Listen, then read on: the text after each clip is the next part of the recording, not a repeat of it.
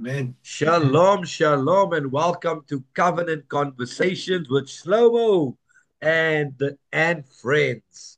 And so tonight we've got Brother Abram, Brother Les, Sister June, Brother Eddie, Brother Simon, and Brother Sam with us, and our dear sister, our youngest sister in the group here, Sister Hannah.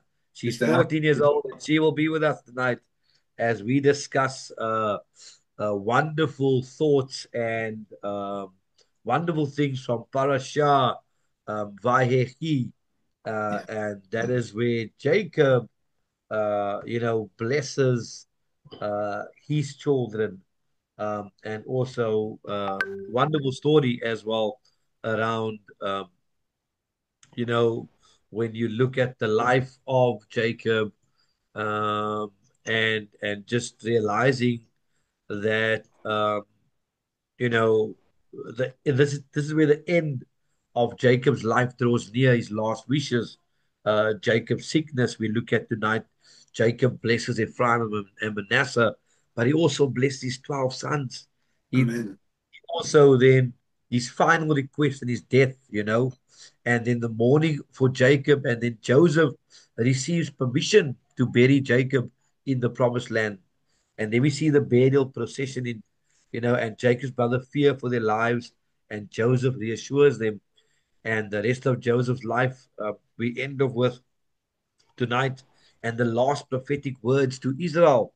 His death at 110 years of age, and Amen. so we need to know that Yahushua, he is a tree of life. He is the tree of life to who to those who take hold of him, and Amen. those who support him are praiseworthy. His ways are ways of pleasantness, and all of the paths are shalom. And so tonight we ask Yahuwah to bring us back to him, and we shall come and renew our days of old. And so as we begin to study the Torah tonight, let us never forget that Yahusha, the Mashiach, is the living Torah, the Torah, the word of Elohim that was made flesh. He is the way, the truth, and the life, the living manna sent from heaven. Without him living in our lives through the indwelling presence of his set apart Kadosh Spirit, who will lead us into all truth and revelation tonight, the written Torah can become a dead letter of law if the presence of his Spirit does not lead us tonight. And Amen. so we are so dependent upon the set apart Kadosh Spirit to lead us tonight into all truth and revelation. And so, with that said, I would like to, Brother Eddie, I would like to ask you if you would like to share with us what Father has opened up to you through the Scripture, and what you've gleaned from it. All right. Fine. I'm going to start at chapter 48, verse 22. Hello, are you still listening? I can Yes, hear I'm you. listening right here. We are Uh, right here. We're right here. I see you disappeared. Uh, chapter, uh, chapter 48, verse 22.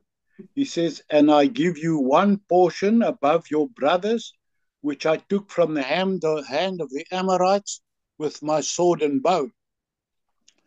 And the word portion in the Hebrew word is Shechem. You can see that in Strong's H7925. Jacob was talking to Joseph and his two sons. Amen. Why does Joseph get a double portion? Well, it's because firstborn status was taken away from Reuben and was given to Joseph because technically, had Laban not substituted Leah for Rachel, the younger daughter whom Jacob obviously loved, uh, Joseph would have been Jacob's first child, and he would have been the firstborn, and that is why the firstborn was given to Joseph. And in 1 Chronicles 5, verse 1, it says, as for the sons of Reuben, the firstborn of Israel, he was the firstborn, but because he profaned his father's bed, his birthright was given to the sons of Joseph, son of Israel, so that the genealogy is not listed according to the birthrights. Now, Shechem is the portion of land that is in the valley between Mount Gerizim and Mount Ebal. And in Deuteronomy 11:29, we remember the blessing on Mount Gerizim and the curse on Mount Ebal. And in Joshua, I'm going to read Deuteronomy 27, verse 4 to 15, which says the following. And it shall be when you have passed over the Jordan, that on Mount Ebal you set up these stones which I command you today, and you shall plaster them with plaster, and build an slaughter place to Yahuwah, your Elohim there, a slaughter place of stones. Do not use an iron tool on them. Build the slaughter place of Yahuwah, your Elohim, with complete stones, and you shall offer ascending offerings on it to Yahuwah, your Elohim, and shall slaughter peace offerings and eat there and rejoice before Yahuwah, your Elohim. And you shall write all the words of the Torah on the stones, plainly and well. And Moshe and the priests, the Levites, spoke to all Israel, saying, be silent and hear, O Israel. This day you have become the people of Yahuwah, your Elohim. And you shall obey the voice of Yahuwah, your Elohim, and do his commands and his laws, which I command you today. And Moshe commanded the people on that day, saying, these are to stand on Mount Gershon to bless the people when you have passed over the Jordan, Shimon and Levi and Judah and Issachar and Joseph and Benjamin. And these are to stand on Mount Ebal to curse Reuben, Gad, Asher, and Zebulun, Dan, and Naphtali. And the Levites shall speak with a loud voice and say to all the men of Israel, cursed is the man who makes a carved or molded image, an abomination to Yahuwah, the works of the hands of the craftsman, and sets it up in secret. And all the people answered and say, Amen.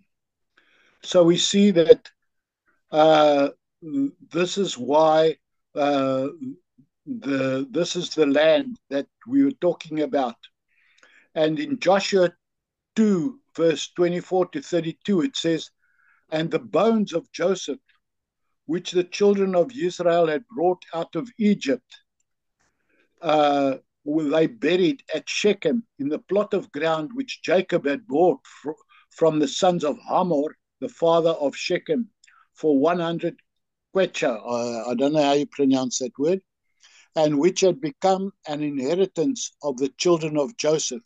Even today, apparently, if you go to Israel, you can see Joseph's tomb there. And then in Genesis 49, it says, then Jacob called his sons and said, gather yourselves together that I might tell you what shall happen to you in the latter days. And in Strong's H319, that word is Dasharit Ya Yamin.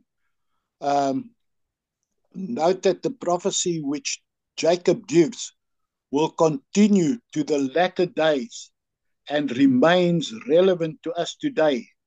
Now, as we start to look at these prophecies, so what Jacob prophesied there carries on and is relevant even to us today. In verse 8, Jacob begins to address Judah, his fourth son of Leah, and is the and is the tribes through which the kings of Israel came, except, of course, for Saul, the first king who came from the tribe of Benjamin. Joseph's, who was Joseph's younger brother, but all the rest, David, Solomon, you name them, came from the tribe of Judah. And Jacob then says to Judah, Judah, your brothers shall praise you, your hand shall be on the neck of your enemies, your father's son shall bow down before you. And in the name of Judah is the word praise. Recall when Leah gave birth to Judah, she said this over him in Genesis 29:35. Now I praise Yod-Heh-Vah. So she called his name Judah, and she ceased bearing. His name Judah, in his name Judah, is Yod-Heh-Vah. And this is the only tribe that contains father's name, Yod-Heh-Vah, in it. None of the other tribes' names have got that in it. And his name also contains a dalet, which is, as we know, a door. So which of the tribes do you think contained the door to father? There's only one tribe, and that was Judah, which tribe had a descendant who called himself the door. Of course, that is Judah. Yeshua himself comes from the tribe of Judah. He is the son of David. He is a king and the door to Elohim.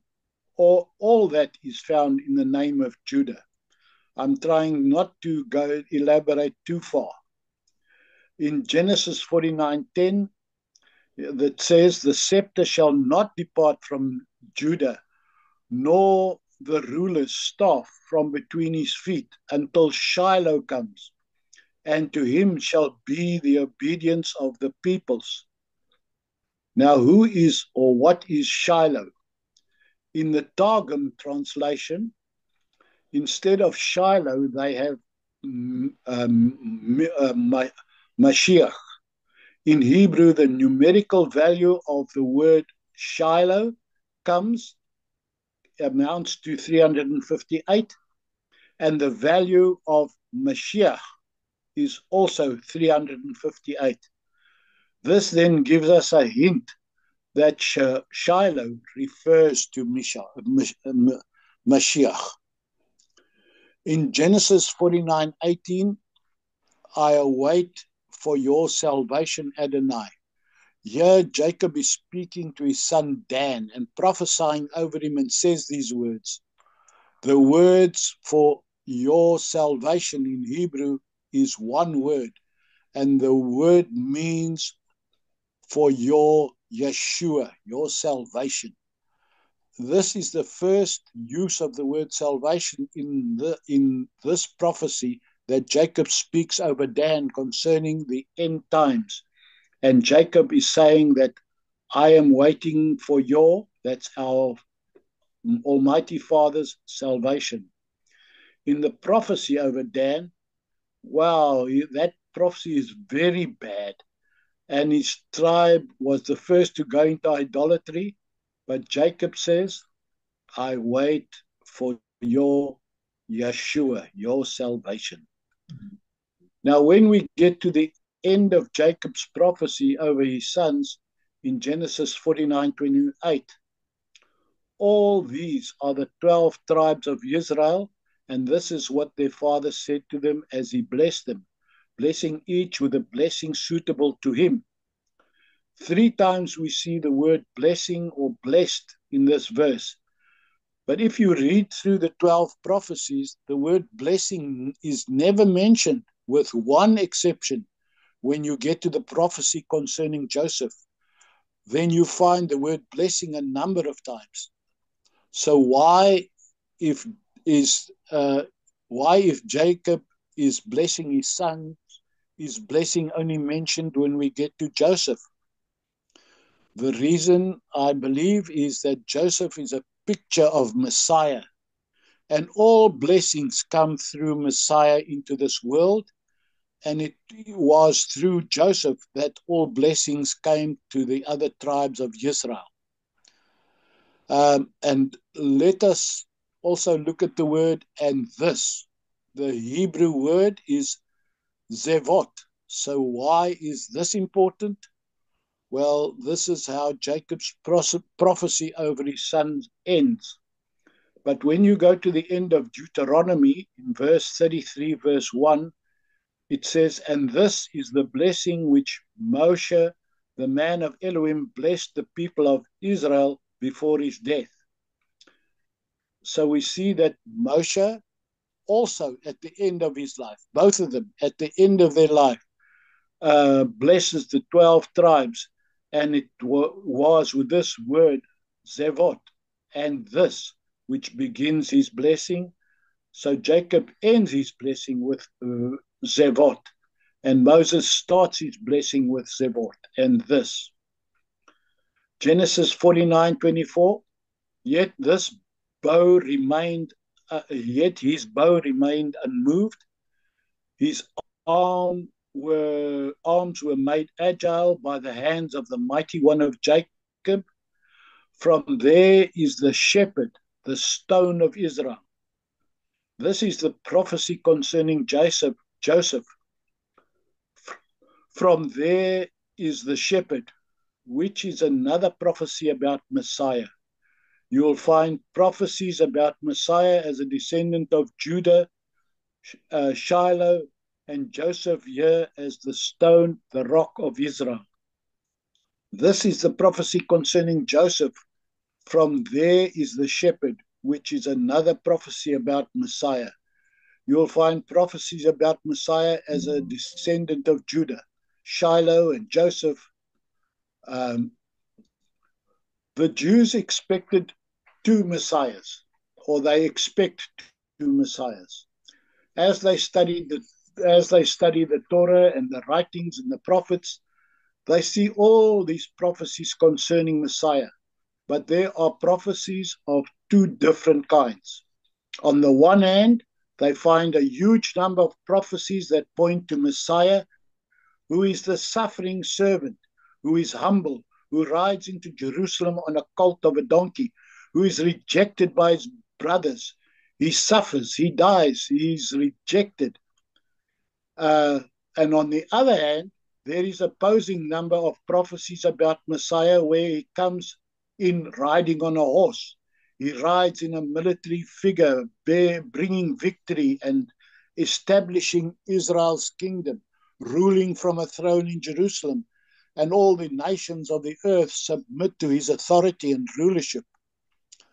So they look at these two different kinds of prophecies and wonder how these can refer to the same man. So they think there's got to be two Messiahs. They call the one Messiah ben Joseph, son of Joseph, and that's not wrong because Mary's husband was in fact Joseph. The other one they call Messiah ben David, Messiah the son of David, David the conquering king. But we know that this is not two Messiahs. No, it's one Messiah. But the first time he came as Messiah ben Joseph. In fact, he would have been called Ben Joseph because, as I said, his father was the husband of Mary was Joseph.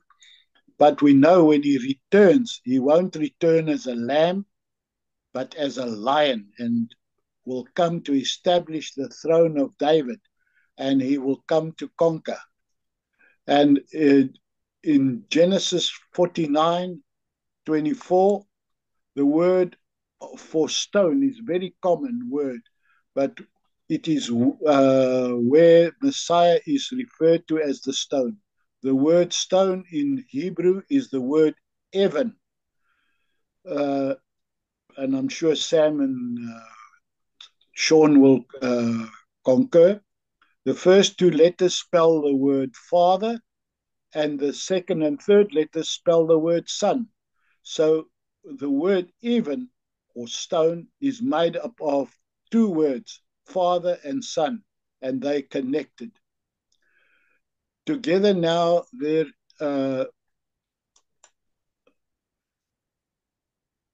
just let me get my notes in place.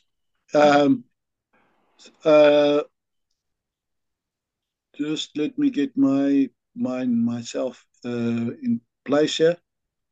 There you go. Keep helping him, Father. Keep helping him. Oh, yeah. June. Together now there is a rock of stumbling. No, there's something wrong here. June, what's he doing? In Genesis 49, the word stone is a very common word, but this is where the Messiah is referred to as the stone. The word stone in Hebrew is the word Evan. Yeah. And the first two letters spell the word father, and the second and third letters spell the word son. So the word Evan or stone is made up of two words, father and son, which is connected together. Now, there is a rock of stumbling that the Jewish people would stumble over. And this is because they can't accept that Father and the Son are echad, one. Let us stand in awe of this. We just know that somehow he came and dwelt among us, was sinless, paid for our pardon. And there are a number of parallels between Joseph and Yeshua, which you can look up for yourself in chapter 47, verse 31, chapter 48, verse 9, chapter 50, verse 20, chapter 50, verse 21. In one, Israel shall bow to the Son. The second one, Father's blessing comes through the Son. 50, verse 20, he turns evil into good. And 50, 21, he sustains those he saves. And I think that is quite a bit that I have said tonight, and I hope somebody has been blessed by it. I want to give thanks to Yahuwah. Wow, awesome. For all that you said, all that you've revealed through your word. I'm just riding the echo here. Ed, let's stand in for this. Because been building up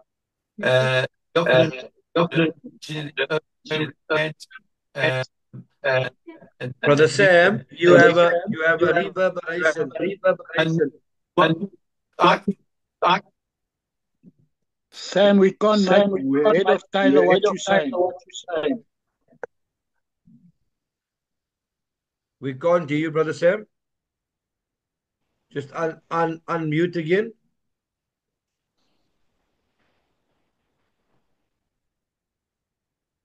Sorry about that.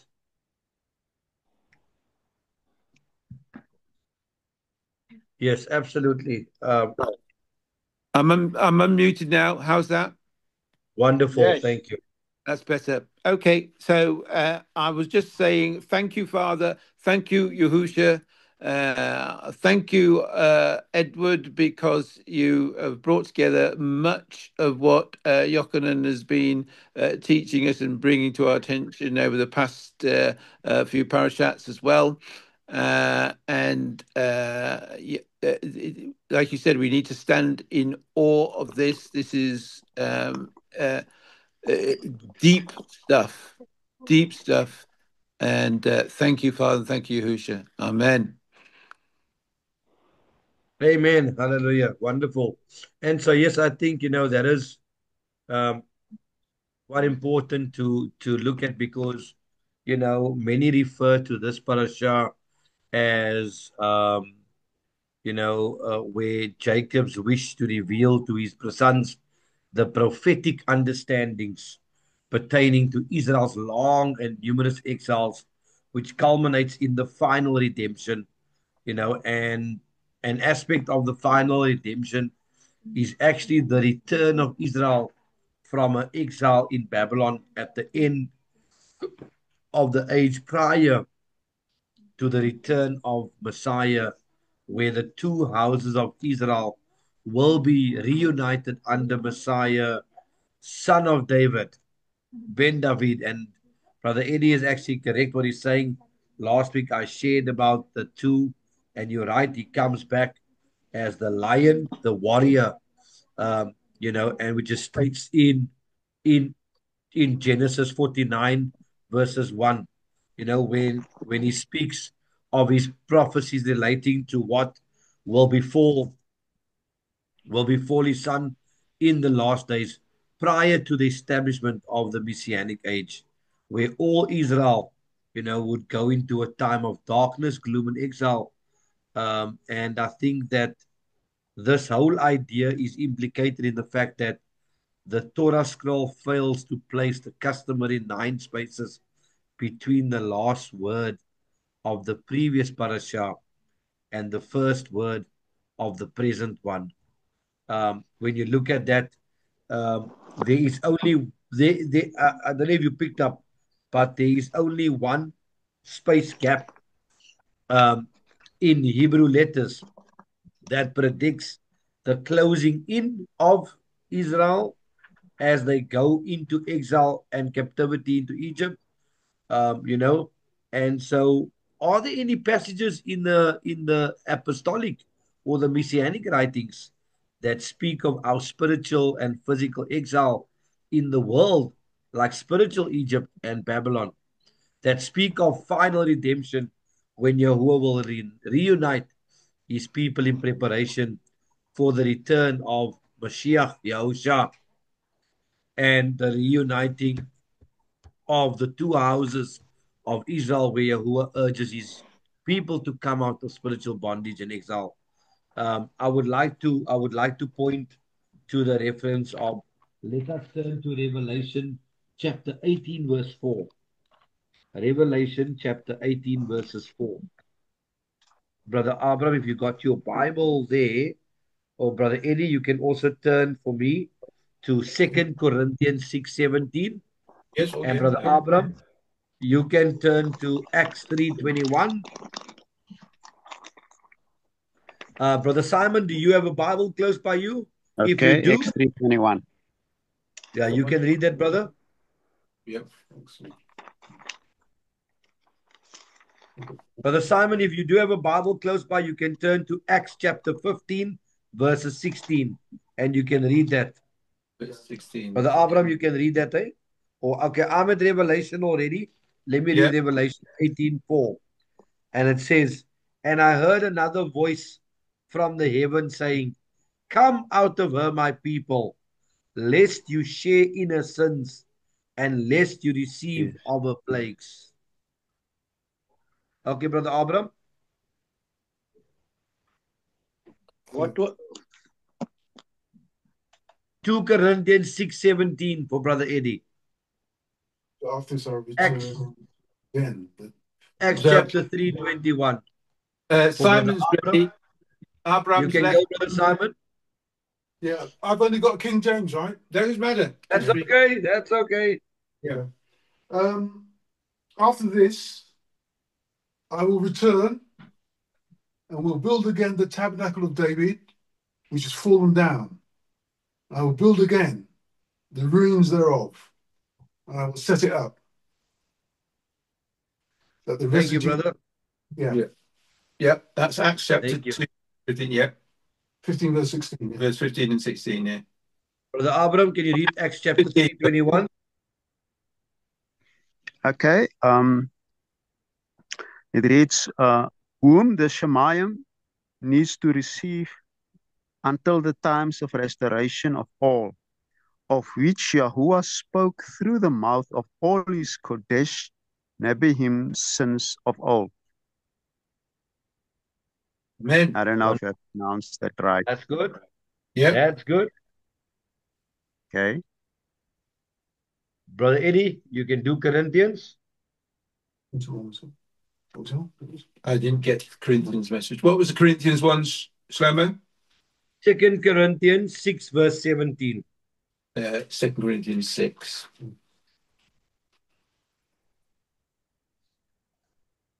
Verse 17. 6 verse 17. Yeah. Are you there, Eddie? Are you ready, Eddie? Sorry. Therefore come out from among them and be separate, says Yahuwah, and do not touch what is unclean, and I shall receive you. Amen. And so there again, these scriptures in the Messianic writings, we see that they encourage us to come out of Babylon, to come out of the spiritual bondage and the exile that we are in. Yahuwah is urging us to come out, and so we see in the scriptures, we're not even going into the Torah. We are in the Messianic writings. And so this is clearly what Father is showing us, to come out of the spiritual Egypt and the spiritual Babylon that we are in right now. What do you mean unclean? Sister June, would you like to share to share what Father has shown you and given you some insight into Yes, scriptures? surely. Thank Okay. you. Okay. What really stood out for me in our Torah reading for this week was the extreme importance of the final resting place of those that went before the forefathers. And I'm just going to read from Genesis 47:29. We know that in that section, it's very close to his life was ebbing away. And he asks Joseph to make him a promise. And he says, please do not bury me in Mitzrayim, but I shall lie with my fathers, and you shall take me up out of Mitzrayim and bury me in their burial place. And we see that the family tomb served as a physical representation of one's connection to their forefathers. It was also seen as a way to honor them. And when you think of the cave which Abram had brought to bury Sarah in, the cave of Machpelah, in the field of Mamre, and Sarah was buried there, obviously, with all the patriarchs and matriarchs that went before. But when I was thinking over this section of that burial place, it was as though a beautiful tapestry opened to me of the life of those that had gone before. And then from Abraham, we know that Sarah passed away first and later Abraham, but Abraham and Sarah were buried together. We also see that Isaac and Rebekah were buried there in that same cave, Jacob and Leah. And we know that we saw now how Joseph agreed and took Jacob's bones out of Mitzrayim, and they were also buried in the cave according to his wish with the forefathers. And I immediately thought Leah was obviously not Jacob's first choice. Rachel was. And I was looking at that and wondering why Jacob never buried Leah there, or why Leah wasn't buried there. And obviously the word says that Rachel was buried by the wayside. We know that when they were on their way to Canaan, that she passed away and was buried at the wayside. And then I found a script which I thought was interesting and which is a possibility. And it says that Jacob foresaw that following the destruction of the first temple, the Jews would be exiled to Babylon, and they would cry out as they passed Rachel's grave, and they would be comforted by the fact that she was there, sort of their last goodbye as they were leaving Jerusalem. So I found that sector very interesting. And then in chapter 49, we see that Jacob calls his sons around him and he prophesies to each one of them. Eddie has already touched on that, including Joseph's two sons, Ephraim and Manasseh. But I want to read from verse 8. And Father speaks to Judah in the first person. He says, "You, Judah." And we know that it's an extremely beautiful prophecy that he gets. Your brothers will praise you. Your hand is on the neck of your enemies. Your father's children bow down before you. Judah is a lion cub.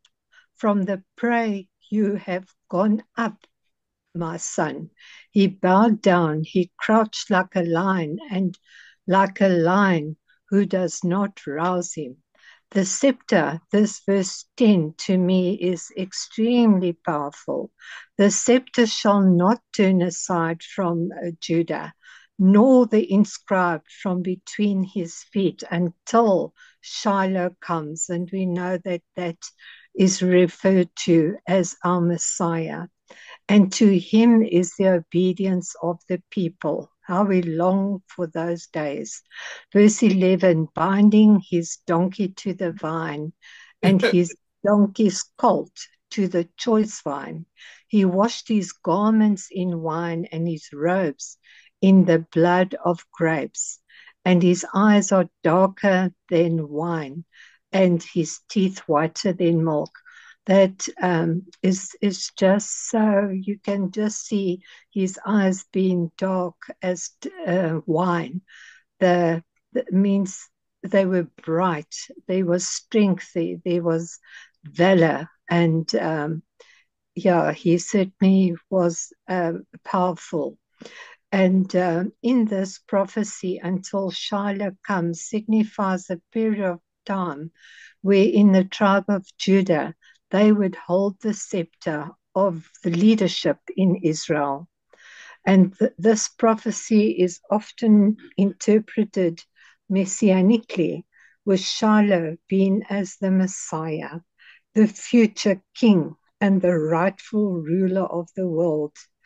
The "until Shiloh comes" phrase indicates that the tribe of Judah would remain in its position of leadership until the rightful heir, the Messiah, appears. And to me, that is just so awesome. That's what we're waiting for. We're expecting our Messiah to appear and to take up that scepter and to rule in truth and righteousness. And my hope every day, every night, my waking and my going to sleep is anchored in the fact that we will soon see our Messiah. Amen. Thank you. Thank you, Sean. June. Amen. Wonderful. Wow. Hey, it's getting all better here, hey? Yeah. Sure. I love it. It's getting higher. We're gonna fasten our seatbelts here. Yeah. I just want to say one thing. Yes. Please know that June and I do not consult each other when we prepare. We are totally unaware of each other's content. Yes. Wow. Amen. Amen. And so one of the things that I wanted to, and Hannah, you had a question for me to answer.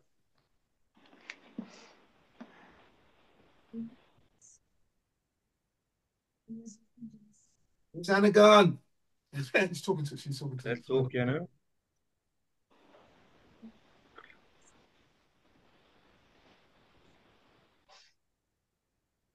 They've not got the headphones yet, have you? Okay. Oh, there you go. So I read from Genesis 47, I read from Genesis 50, no, Genesis 47 to 50. And what really stood out for me, in those few chapters that I read was how Jacob actually blessed the youngest son first, because I know usually you would normally bless the oldest, but you could see Jacob's actually blessing the youngest. So I want to know why he blessed the youngest. And then I have one more question as well. How does the blessing of Judah stand out among the others? Because I also saw that and I heard Uncle Edward say so. So yeah. Yeah. He's addressed as a first person. Wonderful, wonderful. So, Hannah, that is obviously out of Genesis 48:14, where you said, and Israel stretched out his right hand and laid on Ephraim's head, who was the younger, and his left hand on Manasseh, said, knowingly, for Manasseh was the firstborn. Now, I don't know if you can see the pattern, but we see that this act is a recurring Torah pattern. You see Abel is chosen over Cain. You see Isaac is chosen over Ishmael. Jacob is chosen over Esau, and Joseph is chosen over Reuben. And so we know that Hannah, the Jacob knowingly crossed his hands, because a hand in Hebraic thought, or in Hebraic context, a hand, your right hand, is a sign of is a symbol of strength. It's a symbol of authority, of blessing, you know. And so we see that Yahuwah reveals his purpose. That what I want to say is Yahuwah chooses based on purpose and not position. And so it's a prophetic statement that happens because divine favor is not limited by birth order, but divine favor, when there's favor upon your life, it is based on calling and covenant. And so you must understand that here Jacob exercises spiritual um, discernment over human tradition. Jacob was spirit led in this moment. He wasn't moved by tradition or emotion.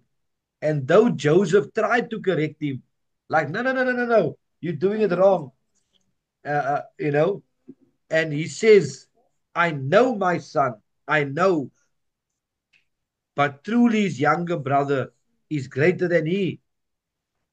This shows, Anna, how spiritual fathers are to hear from Yahuwah.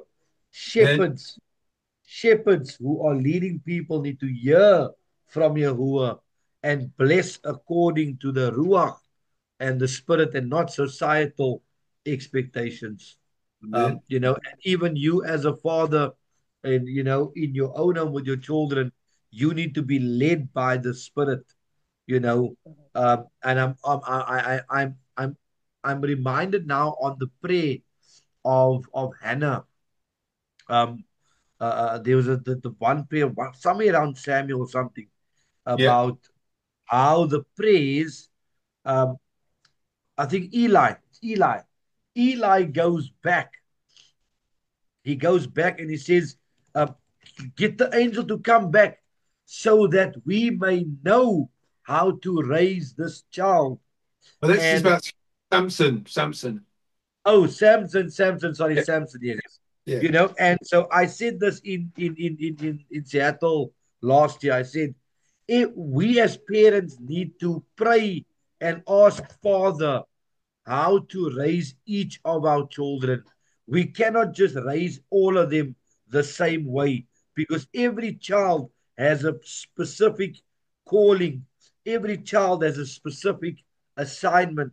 And so you need to ask Yahuwah how you need to raise your youngest, how you need to raise your middle one, how do you need to raise your eldest, so that And this is what Eli inquired him. He says, let us get back call again so that we may know how to raise this child. And so this is an encouragement to all the parents out there.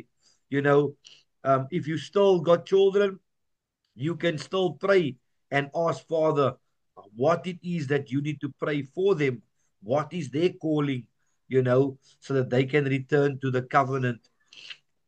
But when you look at Ephraim and Manasseh, Jacob says, let my name be named upon them, right? So what does he do? He adopts both boys, is adopted into Israel, into the tribal Israel. But Ephraim later becomes the symbolic, he becomes the symbol or the name, symbolic of the northern kingdom of the house of Israel. Remember, the blessing of Ephraim points forward to the scattering and the regathering of Israel, as we read in Jeremiah 31, verses 9. And Ephraim is a symbol of the Gentiles who would return to covenant, like us right here now, and many out there listening. We have returned to the covenant, and we know that this is a fulfillment of Romans 11, where the wild branches will be grafted in. And so the crossing of the hands also foreshadows, the covenant with Yahushua,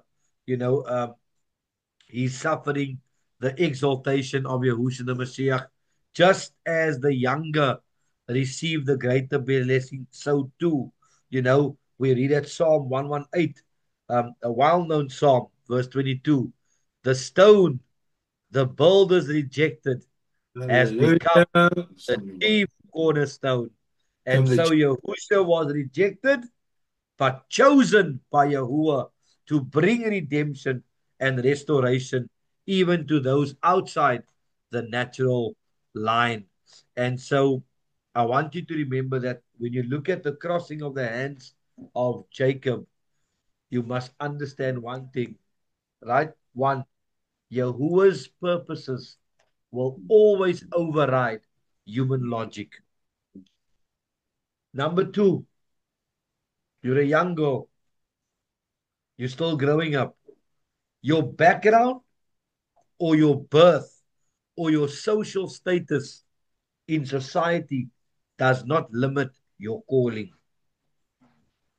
Number three, he chooses to fulfill his covenant, and he will choose the unexpected, the nameless, the faceless. It's not always those with great social status.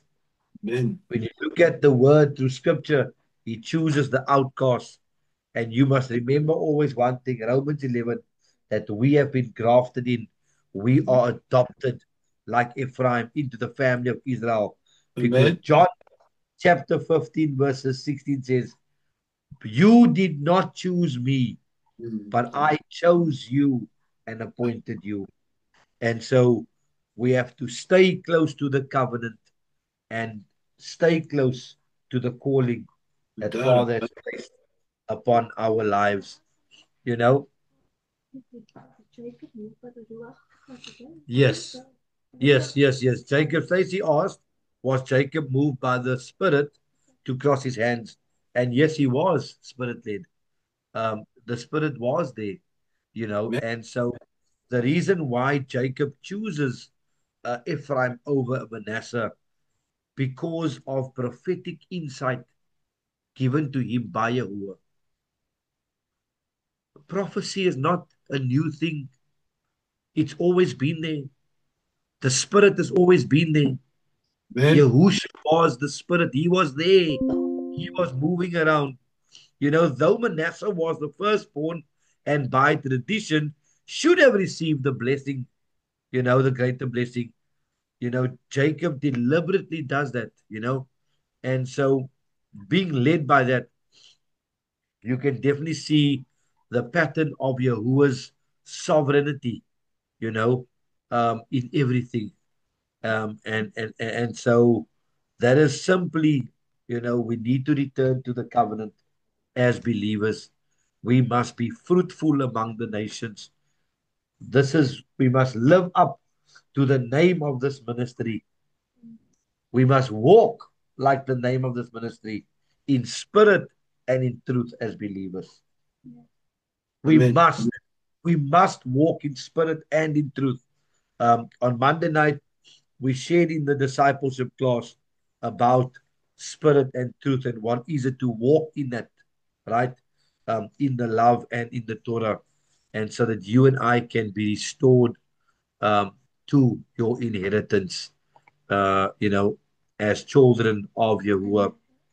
And so I want to just end up my thought of the crossing of the hands, and then we'll open up to someone else as well.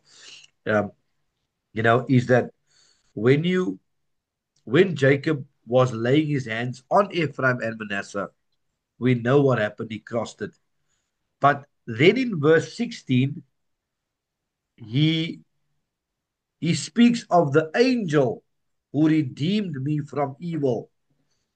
Now we know that the angel means malak or messenger. Okay, so to an interesting figure referred to in the Tanakh as the angel of Yahuwah or Elohim, which many believe were pre-incarnate appearances of Yahuwah Yahusha, right? But we must understand that Jacob's previous encounters with the messenger of Elohim, as in Bereshit, Genesis 31:11, where the same messenger goes on to say of himself, I am the Elohim of Beit El, in Bereshit 31 verses 11. You can actually read that.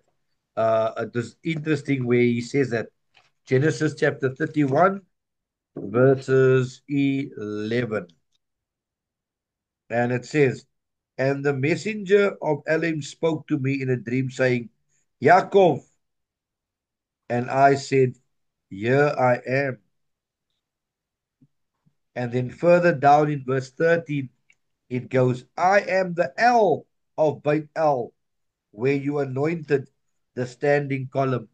And so the angel calls him, but then the angel in two verses down, the angel says, I am the Elohim of Beit El. So in light of all of this, what does the crossing of the hands represent in the context of Jacob referring to this divine being as being his redeemer?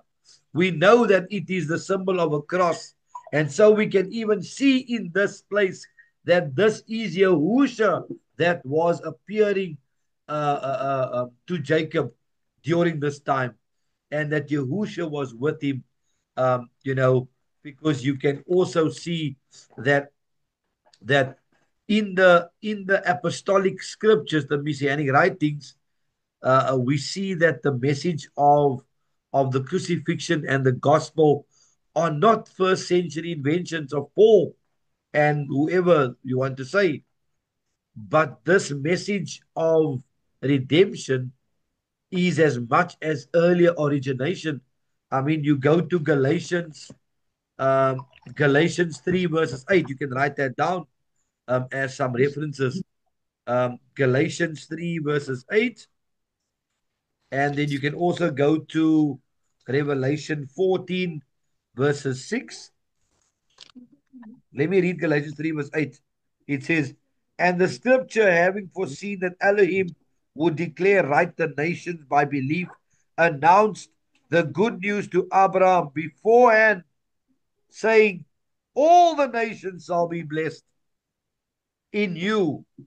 So there you can see, beforehand, Paul is saying to the Galatians, Paul says, this has been already prophesied before Messiah. You go to Revelation chapter 14 verses 6. 14 verses 6, and it says, and I saw another messenger flying in mid-heaven, holding the everlasting good news to announce to those dwelling on the earth, even to every nation and tribe and tongue and people. You go to Titus chapter 1 verses 2. I don't know who's going to get there faster. That's a very that's a difficult book to find. Like one page. I want to read this verse because it's very interesting. Titus chapter 1, verses 2. Chapter 2. Oh, awesome. You know, and then I'm already at Ephesians. So Yeah. someone can find Titus verses 2. But Yeah. Ephesians 3, 9 to 11, it says, and to make all see how the secret is administered, which for ages past has been hidden in Elohim, who created all through Yahushua Mashiach, so that now through the assembly, the many-sided wisdom of Elohim might be known to the principalities and authorities in the heavenlies. Hallelujah. According to the everlasting purpose which he made in Messiah Yahushua, our master, who is at Titus chapter 1, verses 2. It's 2, yeah. Yeah. Simon is. Yeah. You can read that, brother. Yeah. In hope of eternal life, God, that cannot lie, promised before the world began. Yeah. Amen. So there you can see that this message of redemption as is basically before, I mean, the apostolic scriptures were written. This message of redemption has been there always, and we see it throughout scripture. I would like to give someone else an opportunity to share right now before we carry on. Anyone else? Yeah. Can I just ask one thing, Ed?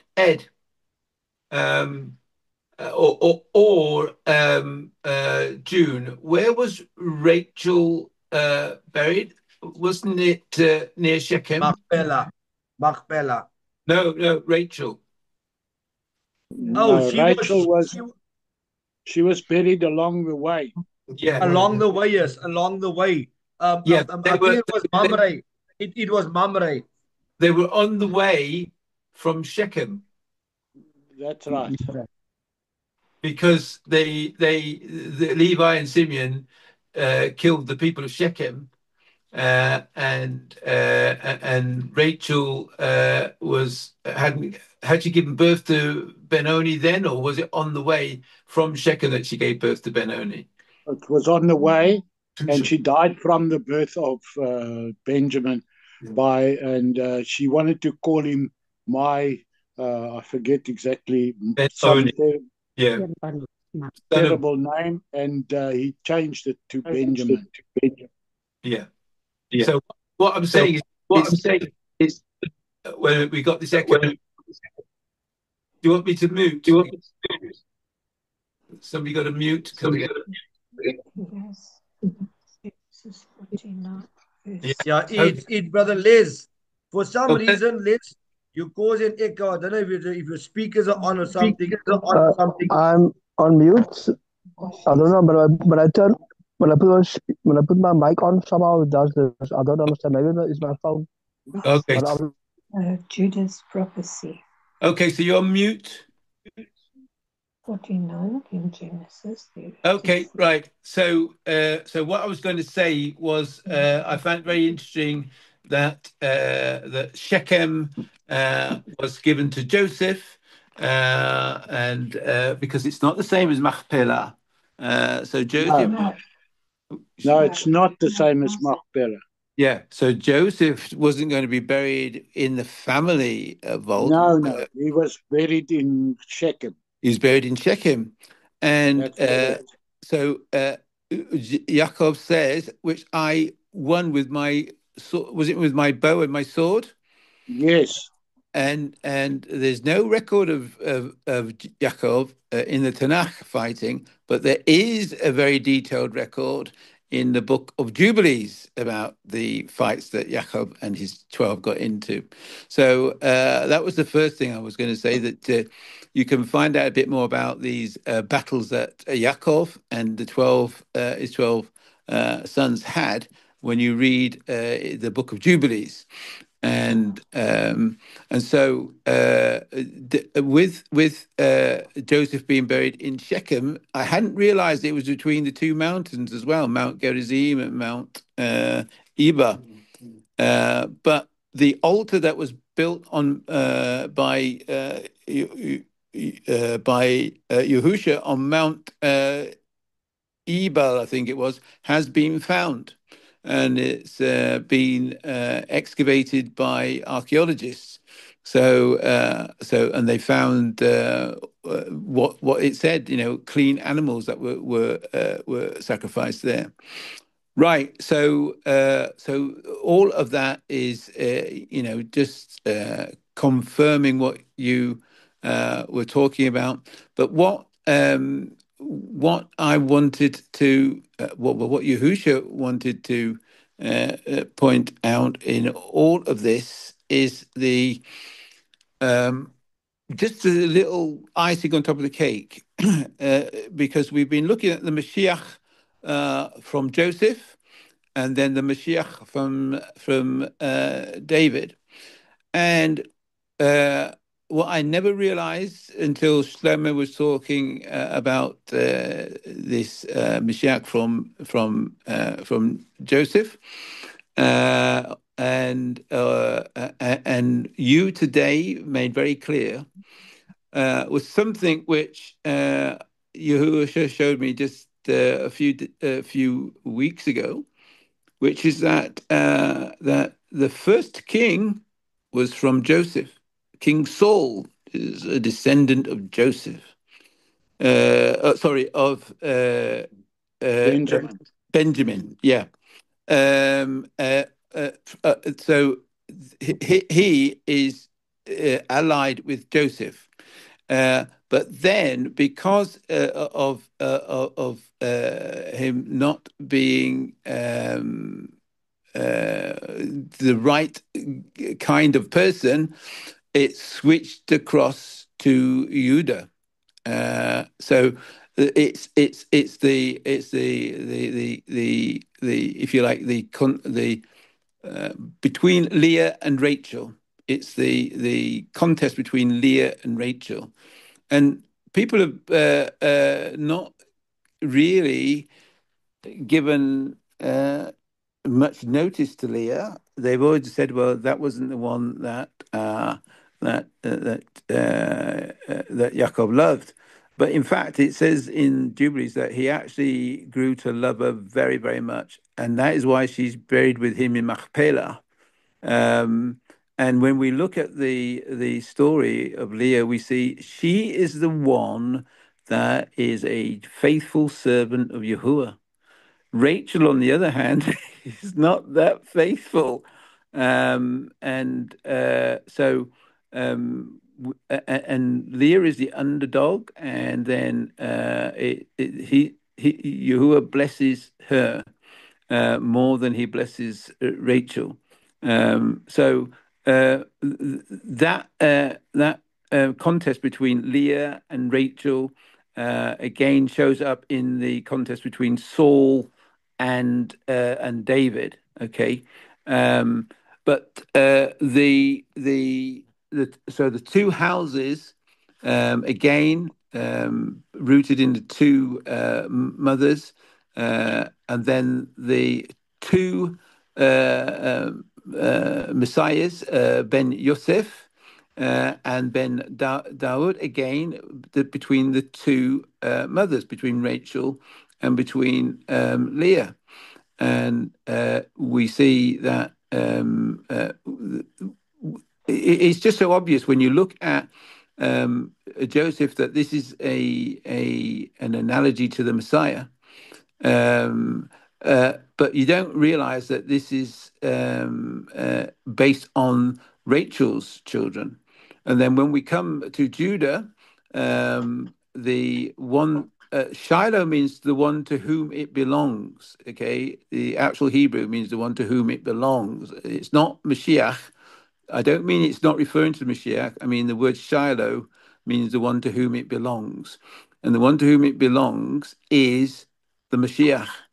And so what we see is, again, because of the faithfulness of Leah, eventually Father brings the Mashiach through the house of Judah,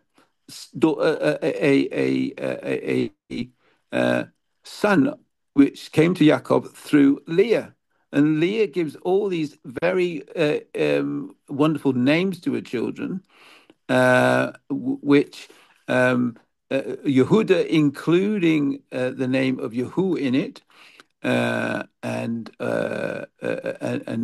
also it's indicative of, if you just put a shin in there, it becomes Yehusha. So there's just so many things that you can do with regard to the name of Yehuda, but it contains the name of the father Yahuwah in there, and it's not quite Yehusha because the ending is not an ayin, it's a hey, but it sounds the same.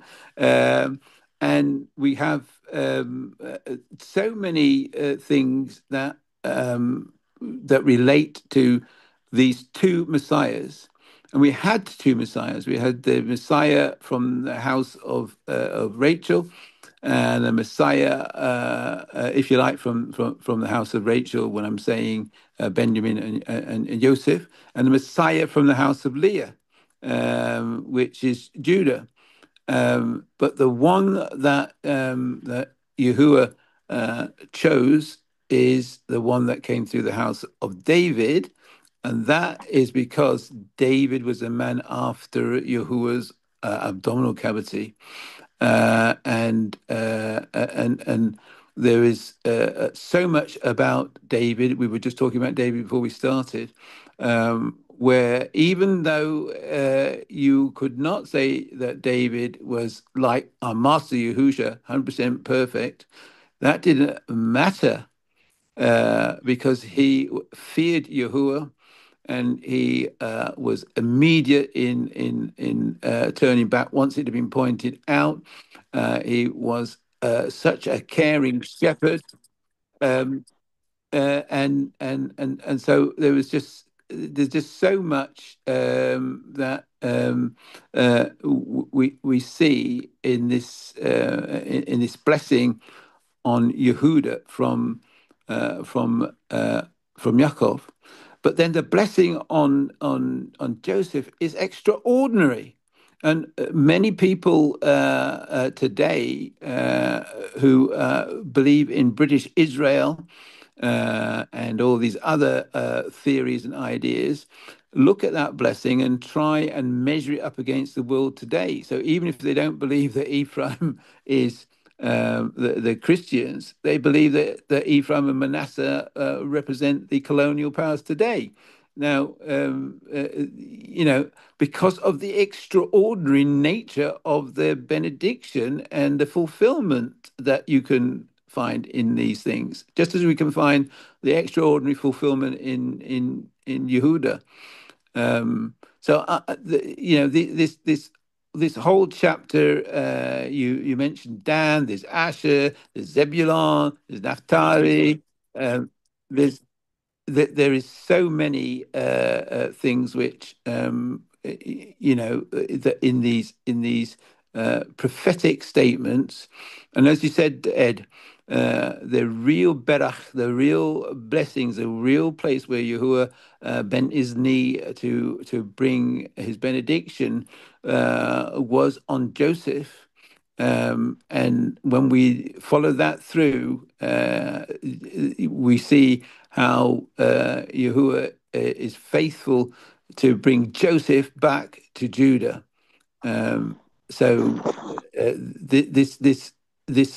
This blessing on Joseph is what brings them back out of all the nations, because they were so terrible and they were cast out. And then Judah became terrible, but Yahuwah kept the Judah as he did because he was going to bring the Messiah through him. So that's one of the reasons, Hannah, why Yehuda stands out, because it's our Father's purpose to bring the Messiah, and he decided he was going to bring him through Yehuda way before he even chose David. So these things are all being predetermined by our Father. You can read a lot of this predetermination in the book of Jubilees and in the book of Enoch. Even the name Yahusha is mentioned in the book of Enoch. So this is stuff that just resonates all the way through, and there's just so much here. I mean, I'm going to stop because I know somebody else wants to talk about it, but Joseph again prophesies dreams, prophesies, says what's going to happen, and that he wants his bones taken out. Because certainly Yahuwah is going to come and take the children out of there, I'm going to let somebody else talk. There's one other thing I want to say, but I'll leave that till the end. So yeah, just Thank you. Thank you so Thank you, much. brother. It's so wonderful. Yeah. Brother Abram, he has requested to share something or something. You may go, brother. Thank you. Brother Edward asked earlier, if his contribution really, if it did bless anybody. Indeed, it has. Each one of you, what I've now seen is that every person's commitment and faithfulness, in pursuing that calling, or even just contributing in participating on this ministry, it really blesses. I've been really blessed, and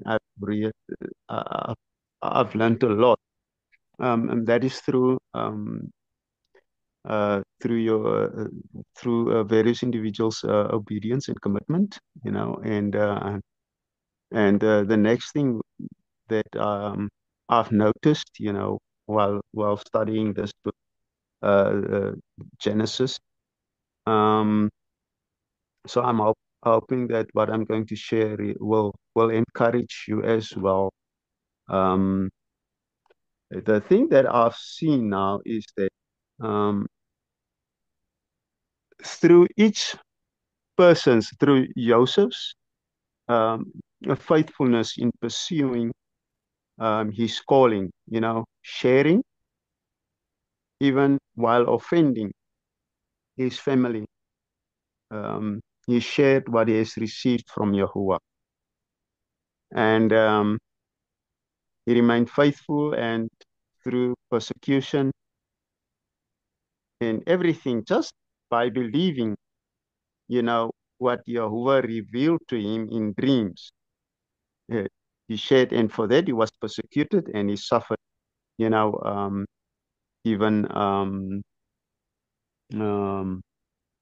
conflict. The other thing is he was rejected as well.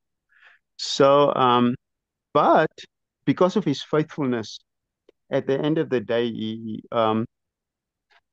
he could save his family. And if Joseph hadn't been in Egypt and given godly counsel to Pharaoh, there wouldn't have been food for his brothers when they came up to Mitzrayim to buy. No reason for them to come to Egypt. Yeah. So they could have perished. Now we see here that Joseph, who is much younger than Judah, he fulfilled his purpose and his calling. And then afterwards, now because of that, Judah could live. And then on his last days, Jacob could prophesy over Judah. Now, and that's the thing that I've now seen, and that through each one's faithfulness in pursuing calling, you bless the other and helps to establish us so that the kingdom may advance. So each one, um, uh, what is interesting for me, and which what really makes me excited, Joseph, younger, performed his purpose, and then later on, now Judah, because I think by the time Jacob prophesied over all of his sons, Judah was already been an old man, I think, by this time, maybe a grandpa already, and so this is now the time that Judah receives this prophecy, and we see that, okay, wow, this is really great, but this is way after Joseph pursued his calling. And so I'm just saying, I really appreciate each one's contribution and what I can learn from this. But it also encourages me to pursue, to have passion and to dig in deeper in order for me to fulfill my purpose, in order that the next brothers and sisters, the other brothers and sisters, may also be, encouraged through that, and established in their kingdom purposes. Now, thank you so much. Thank you. Amen, brother Abraham and sister Pietro there. I hear that sweet whispers. Yeah. So I'm hearing. Say hello to us, Sister Pietro. Please say hello to us. Sister Pietro. Hello. Hello.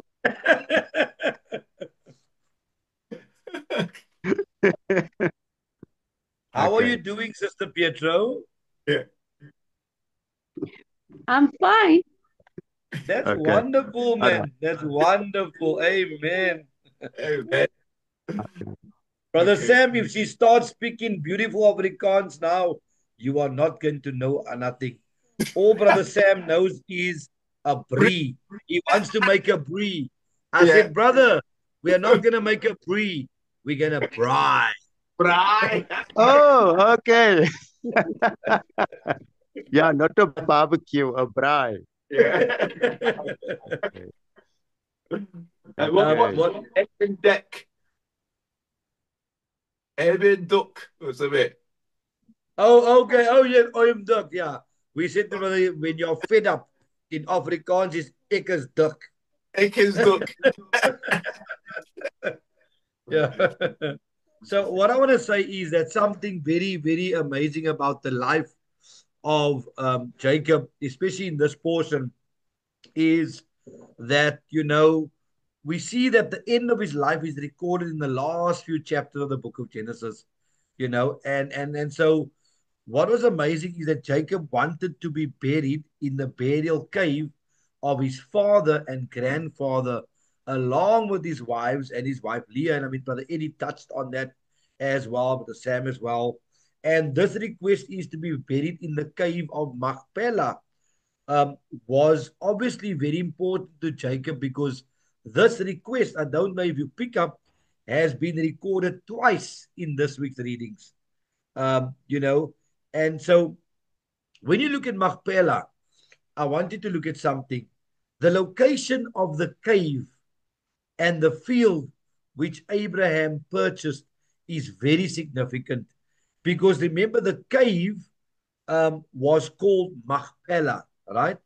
And that it was located in the place called Hebron or Kiryat Arba. But it was also associated with another name. Now, this also is highlighted in, remember when we are dealing with Chai Sarai, the life of Sarah? It is also this also comes up in Chai Sarai parasha portion, the life of Sarah.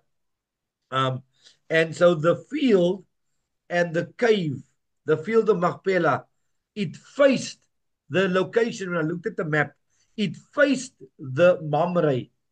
So it was like adjacent to Mamre. And we know that another name for Mamre was Hebron. Okay. Now, I don't believe that this is coincidence, that Abraham chose this place to bury Sarah, where Yahuwah made a promise to him and Sarah along their journey. And Mamre was a very definitely an important location to them. You know, it was a place where the Father appeared to them. And so when you look at that, you know, this request to be buried in Machpelah, we now understand why, you know, because of where it was positioned.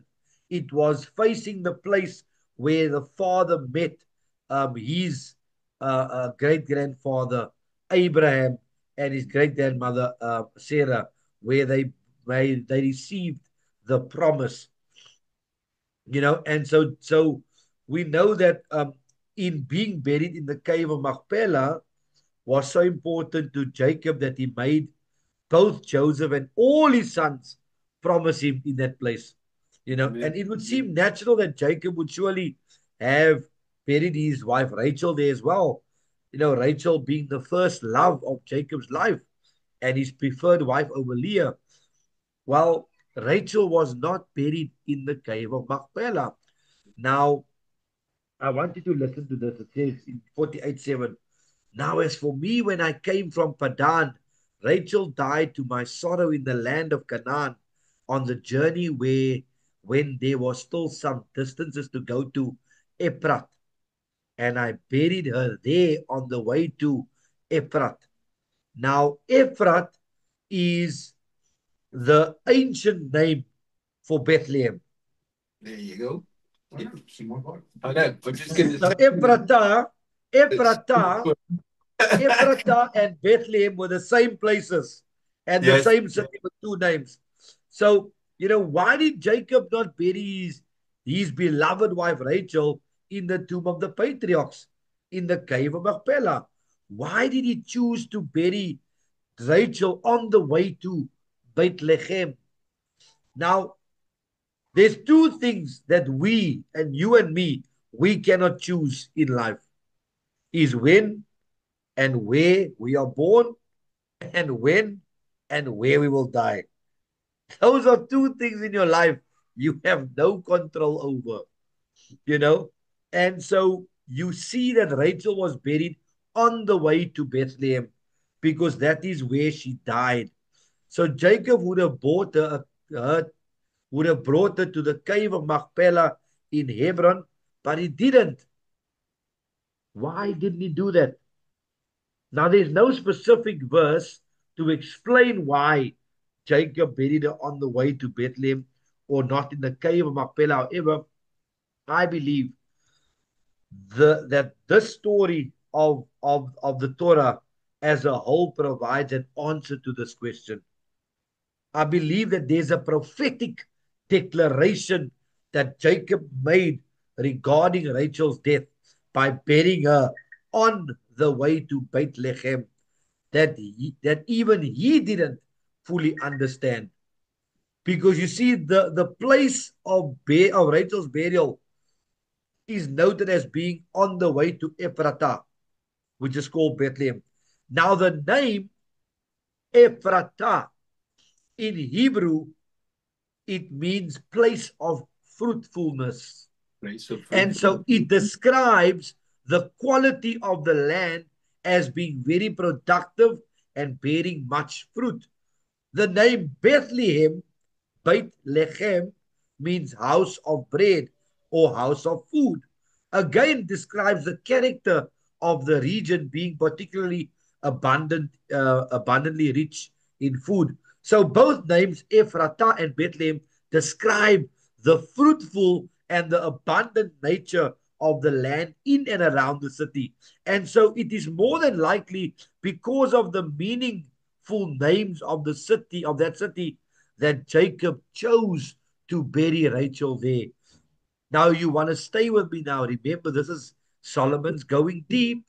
Yeah. At that moment. when we need to remember something, that when Jacob had set out for Padan Aram, Yahuwah gives him the blessing of Abraham and Yitzchak. In you and in your seed, all the families of the earth will be blessed. And then after Jacob had spent 20 years in Padan Aram, he then returns to the land of promise and he starts dwelling in the land when Yahuwah, his Elohim, again blesses him, right? In Bereshit 35, 11 to 12, right? And so we see that Yahuwah had repeatedly blessed Jacob and he intended to walk in all of the fullness of the blessings. Now, it was shortly after this blessing from Yahuwah that Rachel gave birth to their son Benjamin and then died while giving birth. Now, in the place of life, there was death. In the place of fruitfulness, there was mourning. And it seemed that Jacob buried his wife in the place of fruitfulness, Ephratah, Bethlehem, as a way to remember Yahuwah's promises to him, even in his loss. Amen. And that was why I believe that he did that, so that that place could be a remembrance to him, of Yahuwah's promises, a place of fruitfulness, that he will make him fruitful and he'll multiply. But remember, Genesis 35, 11, 12 says, Yahuwah also said to him, I am Yahuwah Almighty, and be fruitful and multiply. And Ephratah and Bethlehem was a place of fruitfulness, a place of multiplication, a place of abundance. And he chooses this place to remind him not of the sorrow and the mourning, but of the faithfulness of Yahuwah and his promises. And who else was at Bethlehem, was born in Bethlehem? Sorry? Yes. I'm getting there. I'm getting there, Brother Eddie. Now, I told you, Solomon's going deeper. Sorry, I just wanted to jump in on that exact point about changing the name from so that he remembered the fruitfulness, because he changed the name from Benoni, which would have always reminded him of the sadness, to Benjamin, son of my right hand. Wow. Absolutely. And I think even in Rachel's death and burial, it seems that Jacob, was remembering the promise of Yahuwah to bless him and make him fruitful by burying her in that place, the place of abundance. But I believe, that Father, in his great foreknowledge, allowed Rachel to die and be buried on the way to Ephratah, Bethlehem, as a sign, Brother Eddie, of the greater blessing that would come forth from that place, brother. Can I suggest a reason why he also did it? We know that people were not to be contaminated with dead bodies. And so to be walking around with a corpse, if they still had quite a way to go before they got to Machpelah, might have been another sort of sub-reason why he did it at that point. Amen. Absolutely. But then again, you ask yourself, what is the prophetic implication of this? Because remember that Ephratah, this city, is not part of the territory of her sons. When you look at Rachel's burial place, it's associated with Bethlehem. And this city was not part of the territory of Joseph and Benjamin. No. Bethlehem would come to belong to the tribe of Judah, the son of Leah. Listen, come on now, Rachel's sister. So in a unique way, what happens here, Bethlehem brings Rachel and Leah, the two wives of Jacob and the two mothers of the nation of Israel, together. Yes. And who is Bethlehem? Who is the house of bread? Who is the bread of life? it is Yahusha HaMashiach who will bring together the house of Judah and the house of Ephraim together, because he is the olive tree. He is that olive tree. So in the same city, hallelujah. Yes, the day. I love it. I just got that thought right now about Bethlehem. Wow, I love it. This is so awesome, because this is, wow, I never realized it, that Bethlehem brings two sisters together. And the two sisters were actually, the mothers of the nation of Israel, and so in the same city, Bethlehem, Boaz redeems Ruth, the family of Naomi. Ruth bore Boaz a son, Obed, who was the grandfather of King David in the continuous line of Messiah. So 2,000 years, come on, hallelujah, after Rachel's death, a young virgin is chosen by Elohim, who would conceive through the power of the Ruach HaKodesh and gives birth to a son who would bring salvation to all the families of the world and the earth. And so Mary gave birth to Yahusha in Bethlehem to fulfill the prophecy and to be a sign in the place of his birth, And so Bethlehem can be considered the city of the two mothers of the people of Israel, Leah and Rachel, but as well as the city of Mary through the birth of Mashiach. Through Rachel's death and burial in Bethlehem, we were given a landmark of the promise of Yahuwah.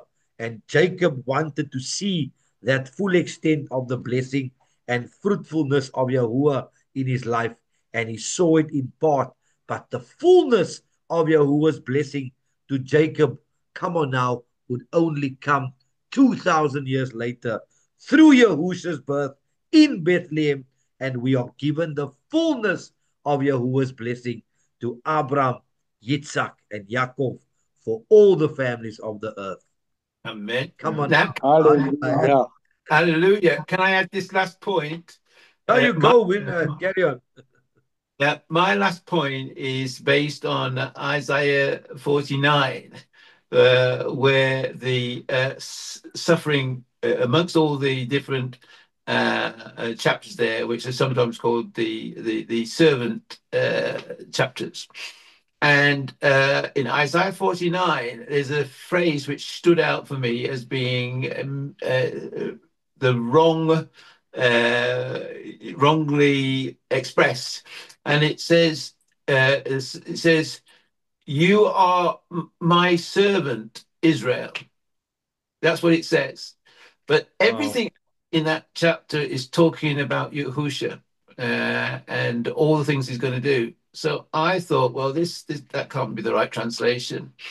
And I had a look at the Hebrew, and it says, "My servant, you are Israel."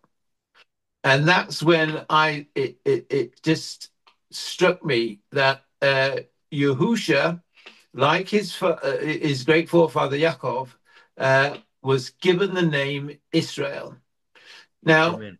I know that because in Hosea it says, "Out of Egypt I called my son." It's quoted in one of the Gospels there, and it's again when he leaves Bethlehem and has to go into Egypt.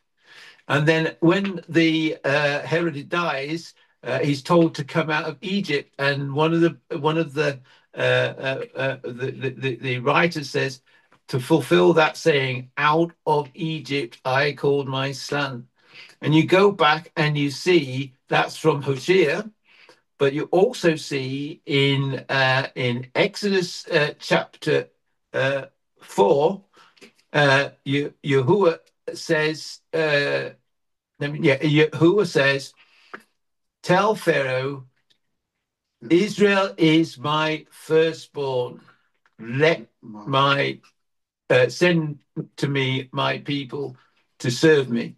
And so we see what I understood with everything that's been going on these past few weeks was that the Yahusha, son of David, from the line of of Judah, okay, represented by Joseph, who is the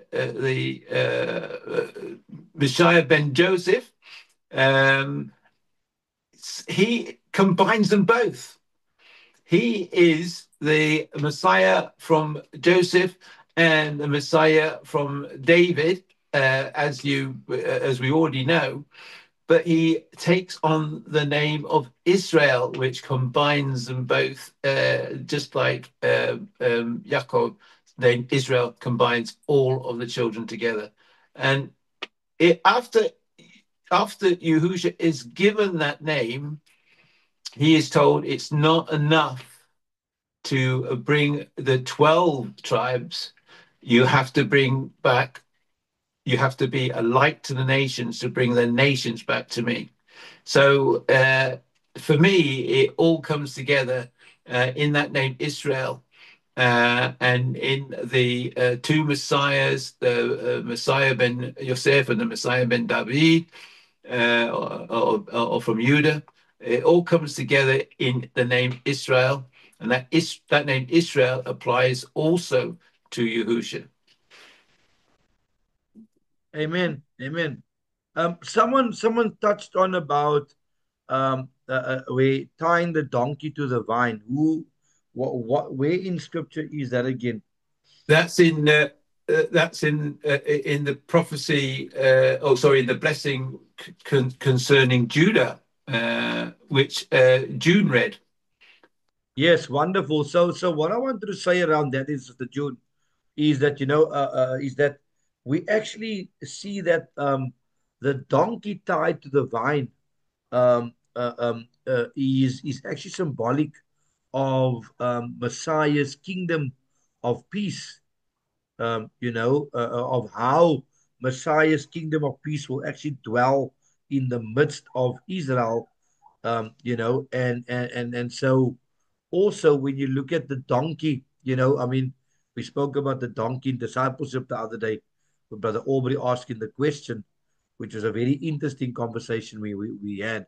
But the donkey is the beast of burden that always represents peace, well-being, and the national greatness. Whereas, the horse, well, as I mentioned, then represents the military might.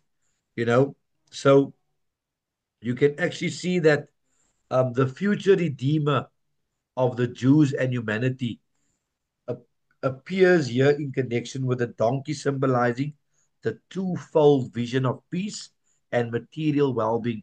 So for to tie up his animal, and especially a donkey's frisky colt, to the vine will always imply a greatly increased development of nature, where because the vine being as strong as a tree, a vine is very strong, and extraordinary abundance. And so the vine here represents the righteousness.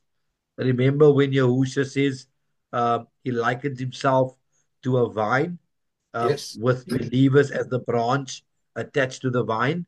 And so we know that the vine is a representation of of one being righteous. And the vine branch represents those who engage in Torah. The righteous will congregate around the Mashiach, while those who engage in Torah study will study with him. Amen. And so this is that picture of the vine branches, because likewise, the the the donkey upon which the Messiah will ride. This is interesting, compared to the question we spoke about in discipleship. It's so amazing how everything, the discussion is all around us, because the donkey that Messiah will ride has been tied to the vine that has now become as thick as a tree. And we shall, note later on that could this not be an illusion to the stake, the cross, that Mashiach was likely bound by ropes according to the Roman custom, and attached by nails as recorded in scripture. And so it's quite important because I want us to look at something quickly again. Remember the phrase that we spoke about a few weeks ago? He washed his garments in wine and his clothes in the blood of grapes, right? Yes.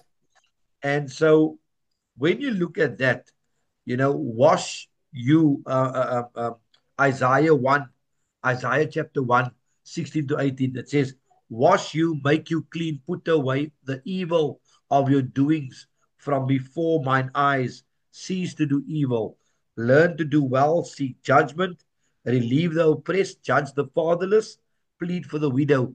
Come now and let us reason together, says Yahuwah. Though your sins be as scarlet, they shall be white as snow. Though they be red like crimson, they shall be white as wool. You know, and so again, you look at the one in Leviticus 17:11, where it says, "For the life of the flesh is in the blood, and I've given it to you upon the altar to which make atonement for the souls, for it is in the blood that makes an atonement of sin for the soul." In Revelation chapter 1:5, we see, and from Yahushua the Mashiach, who is the faithful witness and the first begotten of the dead, and the prince of the kings of the earth, unto him that loved us and washed us from our sins in his own blood. And so, Romans 3:25, when Elohim is set forth to be a propitiation through faith in his blood to declare his righteousness for the remission of sins that are passed through the forbearance of Elohim. And so you can begin to see a common theme emerge throughout these scripture reference that Mashiach is likened unto a grapevine. Grapes are symbolic of blood, the shedding of which remits or atones for sin, and sin causes one's spiritual garments to be stained red.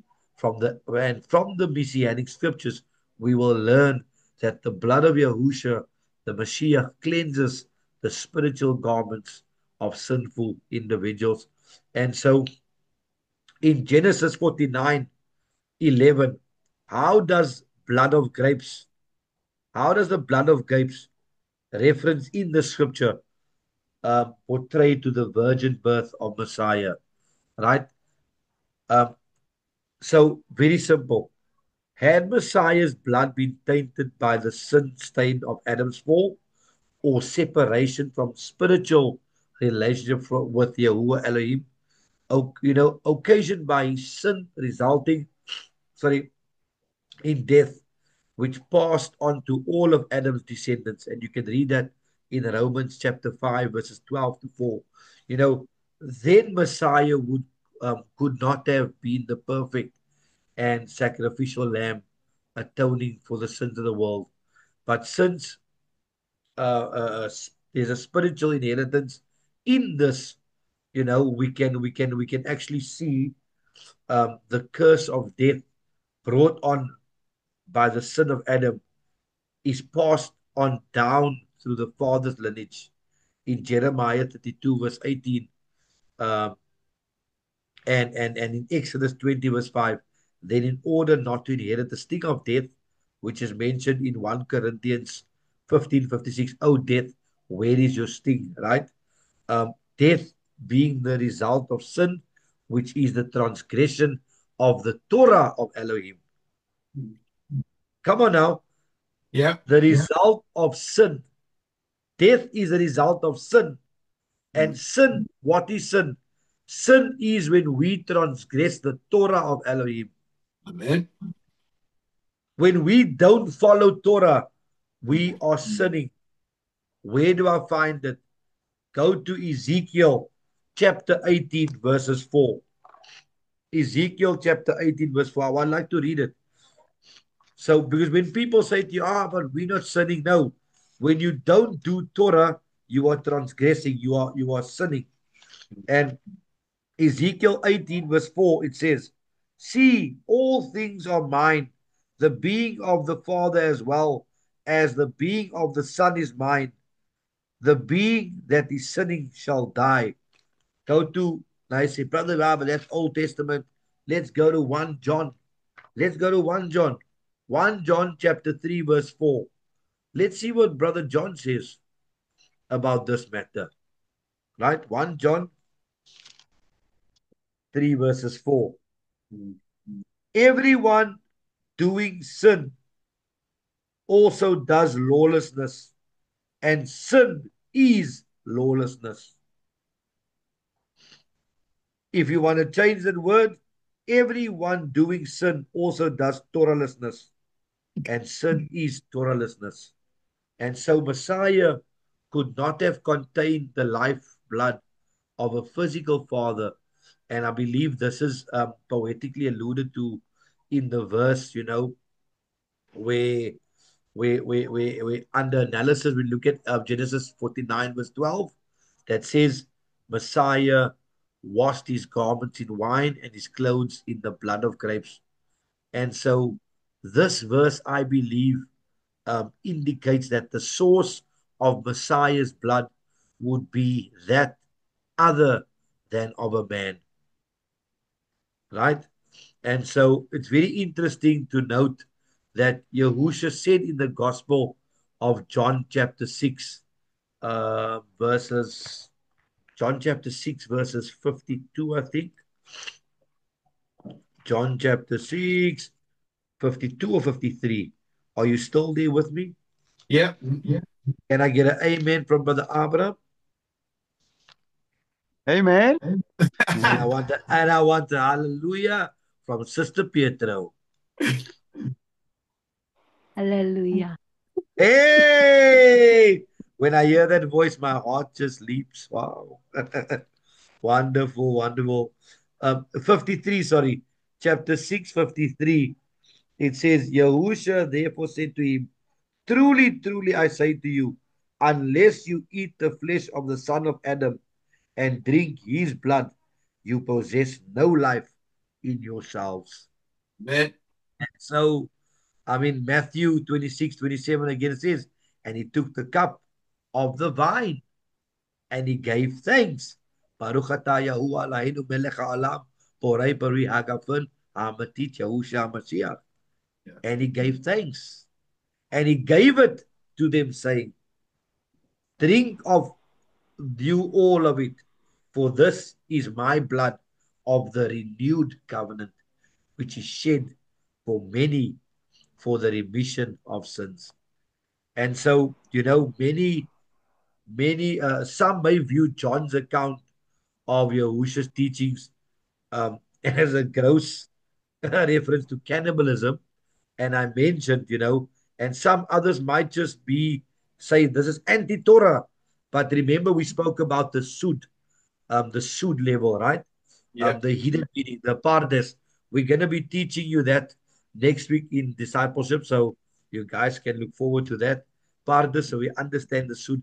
They never understood the hidden meaning of what Yahushua was saying, and so again, when you see Jacob, we have already seen that both Moses and Jacob in the Torah, while prophesying about the future Messiah in Genesis 49:11, made reference to this typology between blood and grapes. And so here you see Messiah already being mentioned. Brother Eddie said it, Brother Sister June said it as well.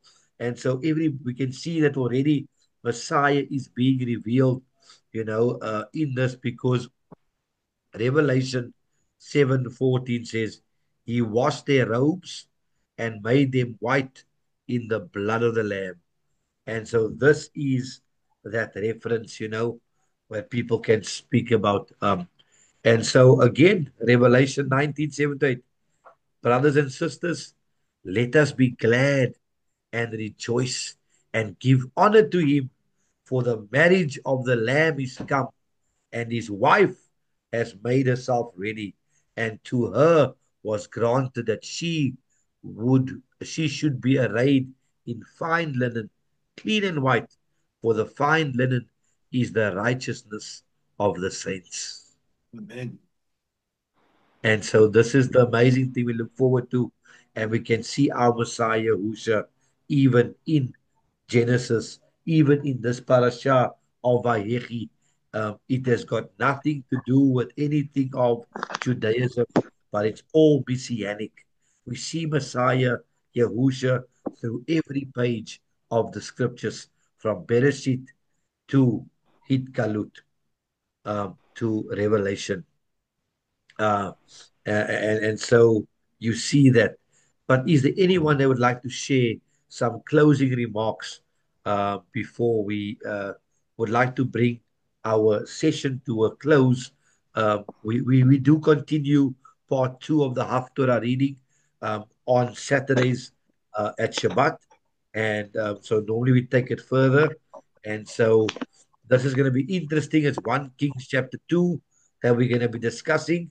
And so it's going to be very interesting about how Solomon appears to be having a private affair, um, and David's giving a more public final declaration, etc.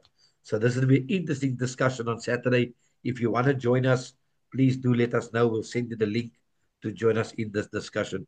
But are there anyone who would like to say closing remarks? Just one thing, because Jacob, as he said to Pharaoh, had a long life and bitter, and started off, some might say, as the underdog, got the blessing, but he was the most celebrated son of Abraham when it came to his burial. The whole of Egypt brought him up in pomp and circumstance. And the people round said, wow, the Egyptians are making a big deal. So Jacob, at the end, because of his faithfulness, was venerated by the mightiest empire in the region. They could not have done anything greater for Pharaoh than what they did for Jacob when they brought him into the kingdom. So again, honor and all kinds of kavod come to you if you are faithful to Yahuwah, even in your death. And so just wanted to point that out. You may have had a hard life. You may have had all kinds of things happen to you, but stay faithful, and you will bring you back to him in kavod, in glory, in pomp, in circumstance, in every good thing that you could even not even imagine. And Amen. So I'd like to say that. Did anybody want to say anything about Joseph, though? Because Brother Simon, you would like to have something, a closing remark or encouragement to us? Well, no, just the point you made about Rachel and Leah almost being reconciled because of Jesus being born in Bethlehem and Rachel being buried on the way to Bethlehem as well. That's quite a significant thing. That you see reconciliation there with Rachel and Leah, but you also see with these last two studies the reconciliation in Jacob's family as well. So that's a marvelous thing. Yeah. Amen. That's to end about Joseph, how he continued that reconciliation after Jacob was dead. He continued that reconciliation and continued to keep his brothers reconciled and pointed towards Yahuwah, because they needed to be pointed towards Yahuwah, because Yahuwah was going to come and bring them back out again. So that's what I would want to say about Joseph as well. Just the final thoughts, because this theme of reconciliation, restoration, bringing all kavod to Yahuwah, all kavod to his son, it just drips off this parasha like Yes. Juice from juicy grapes. Amen. Amen. Thank you, Brother Sam. Brother Les, you want to share something, closing comments on your side? We hope your mic speaks. Uncle Sam just took all my wash him away right now, because I was on that same thing about Joseph, about reconciling and keeping them together. Looking at if you look at what his father did, was it chapter 49, verse 22, where Jacob talks about Joseph. He describes him there and what has been happening to him, and how it will be the end at the end. And we look opposite chapter 50, and we see the verse 19, and this is what Sam was alluding to. He says, "And Joseph said to them, 'Do you not fear, for who am I in the place of Elohim?'" And then further he says, "And you intended evil against me." And that's Romans 8:28. But Elohim intended it for good in order to do it. And then here we go to Galatians chapter 6, where he says now here further, in order to do it as it is in this day, to keep a great many people alive. Absolutely opposite there to Galatians chapter 6, where we know that carrying your brother's burden, caring for another, you fulfill the Torah of the Messiah. Just a thought I was on to that Sam now spoke about. That's all. Thank you, Brother Les. Sister Pietro, would you like to say something from your side if you are there? Share something. We would love to hear from you. Sister Petrus already gone to bed. So, Okay, that's okay. She's resting in the spirit. That's no problem. Okay, brothers, and so that brings our discussion to a conclusion. And thank you for joining Covenant Conversation with Shlomo and friends. Today we have really looked at scripture and gone through it and seeing the magnificent prophetic and the poetic imagery in the scripture and the picture of the redemptive work of Messiah, who is as a son from the tribe of Yehuda and who would bear the sin burden of the world. So thank you for joining us. Until next time, Shalom.